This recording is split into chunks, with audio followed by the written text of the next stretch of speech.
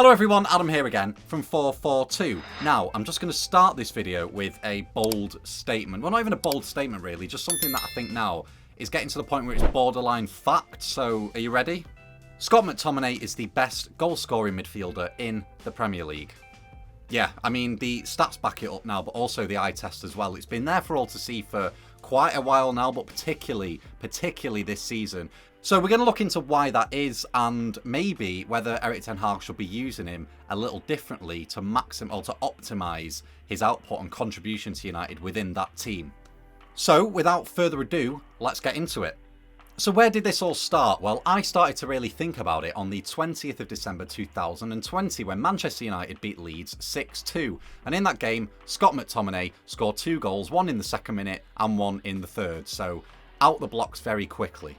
So in that game, on paper, he played in a pivot in midfield. Now, it's, I guess, a little bit of a take it with a pinch of salt kind of game when you score against Leeds because of the way that Bielsa used to set Leeds up. They were so expansive, just used to press like rabid dogs and used to leave so much space, particularly against United at Old Trafford as well. But in this instance, McTominay really started to show his goal-scoring prowess. And I think that this was the first time that we'd ever properly seen it with him playing in the Premier League at the top level. So goal number 1 here is quite standard for a midfielder, you could argue. It's a run onto the edge of the D and a clean strike into the bottom corner. But the strike is something to note because not many midfielders can actually hit a ball and come across it with that kind of shape. It's very hard to do to keep it low. It was a daisy cutter, that's what you call them. But quite an impressive strike for a midfielder to hit, but not the one that signifies that he maybe should be playing somewhere else.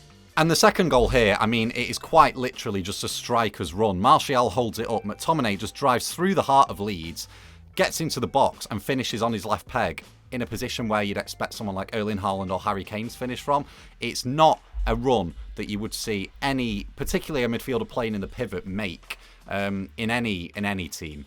So that was the first time we saw it, or I saw it anyway. But now fast forward to this season, 3 years later, and United, quite simply put, are 6 points better off in the table than they would be had McTominay not clutched up for them twice. Now, firstly, the Brentford game, which of course they were losing 1-0 until injury time when McTominay scored 2 goals to smash and grab the victory. They were 2 goals where he really displayed that he thrives off the jeopardy of a football match, particularly when a team's got their back to the wall and he can attack forward, push forward and find space in the area. Now, the first goal here, quite simply put, is just mightily impressive. The first goal, you know, it's a striker's touch, bodies around him in a telephone box, and he finds that finish in a tight angle. That's something that Martial can't really do anymore, or hasn't displayed that he can do for about 6 years since I was in college. Højlund, of course, is young and has just come into the team.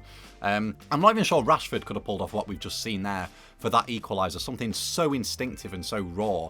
It's something that United have really been missing. And luckily, in 2 games at home at Old Trafford this season, McTominay's been able to capitalise on it and save the day for them on 2 occasions. But that goal there, I'm not sure another Manchester United player in that team, in that 22-man squad or whatever it is capable of scoring that goal. That touch with the ball so high, get it out of his feet so quickly with bodies around him and then find that corner, it's mightily impressive.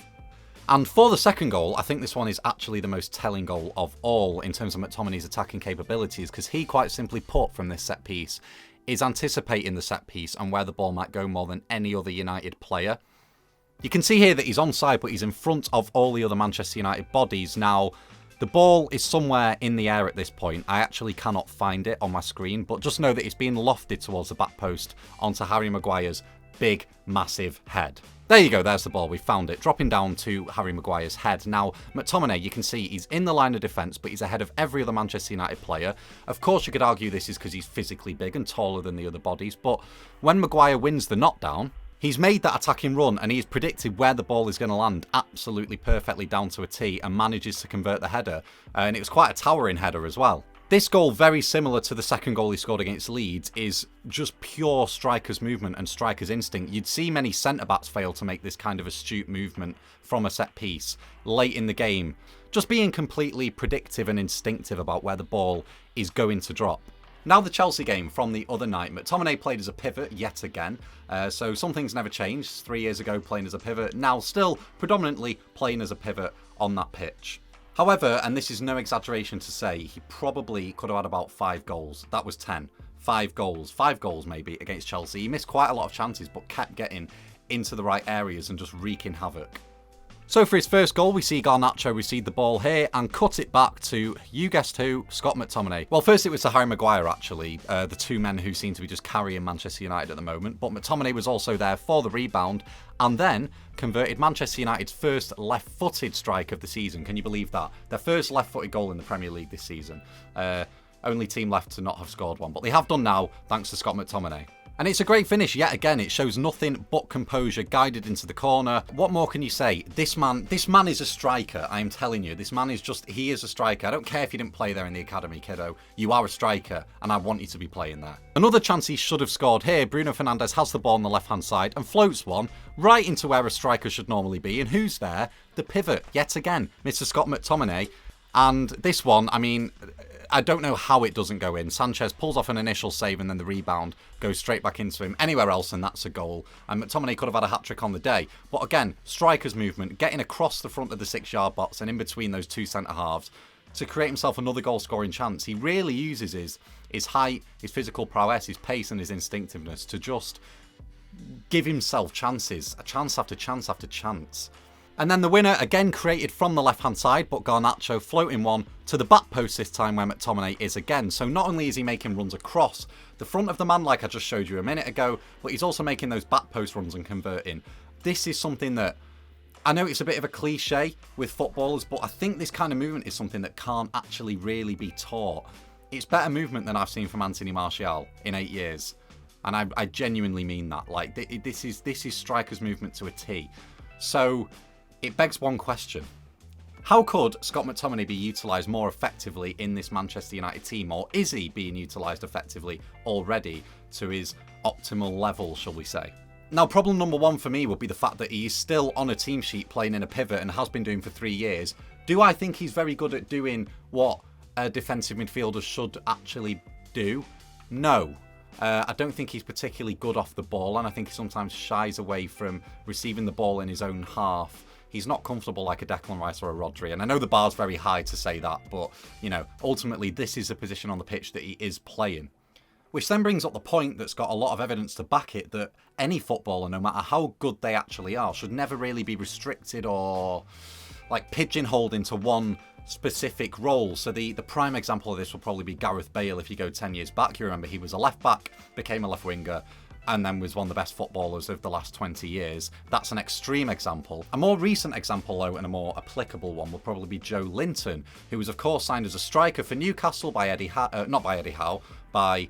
Who was in charge before Eddie Howe? Did Steve Bruce sign? He did, didn't he? Steve Bruce signed Joe Linton, yeah, but of course Eddie Howe is the one who converted him from a striker where he wasn't really, he couldn't hit a barn door and he was actually an internet joke at one point, and now he's playing centre mid and he's adding a lot of value to that Newcastle United side. He's physically big, he's gritty, he just adds a lot of bite to that midfield that they didn't previously have. And Eddie Howe's identified some strengths and optimised them within the 11 and the system that he wants to play.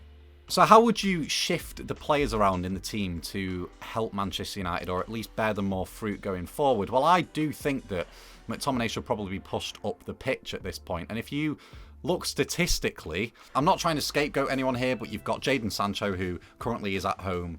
Well, he's training on his own, but he's probably just at home playing Xbox most nights. And then you've got Anthony, who has played 11 games in the Premier League this season, has 0 goals and 0 assists, and isn't really performing, or at least not living up to the price tag. Could you then move Bruno Fernandes over to the right-hand side and have him operate sort of in that right half space, similar to what Kevin De Bruyne likes to do? Because they're similar kinds of players, really. They like to sort of, they get dispossessed a lot or lose possession of the ball a lot because they try to play those Hollywood passes, but passes that ultimately will create jeopardy, and passes that Scott McTominay will like to be on the receiving end of.